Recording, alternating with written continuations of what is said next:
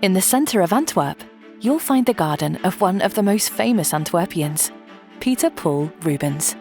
That garden is currently being redesigned. During the works, archaeologists made a unique discovery. They stumbled upon 4 brick pillars dating back to the 16th century. These pillars had been unearthed before, in 1939, when Emil van Affenbeke redesigned the garden. He included them in the garden plan and assumed there were once 8 such pillars that formed a circle. Presumably, they are the remains of the Calvinist temple that once stood at this site. The current study confirms his theory because, meanwhile, the presence of a 5th pillar has been confirmed. So there once stood a Calvinist temple in this location. But how did that happen? For this, we must take a trip back in time, to the summer of 1566, when the iconoclastic fury erupted in Antwerp. To placate them, the Protestants were granted permission to erect several buildings inside the city walls.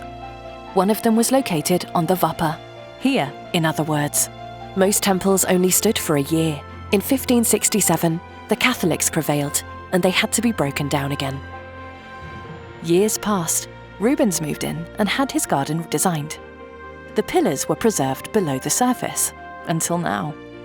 A reconstruction drawing shows what the temple here on the Wapper presumably looked like. A simple construction, primarily in wood, devoid of ornaments or embellishments. The brick pillars supported the roof. It is a very special find. It brings back to life a tumultuous episode in our history. And here, of all places, in the garden of one of the most fervent supporters of the Counter-Reformation. The archaeologists meticulously examined, photographed, and measured everything. Subsequently, the pillars disappeared below ground again.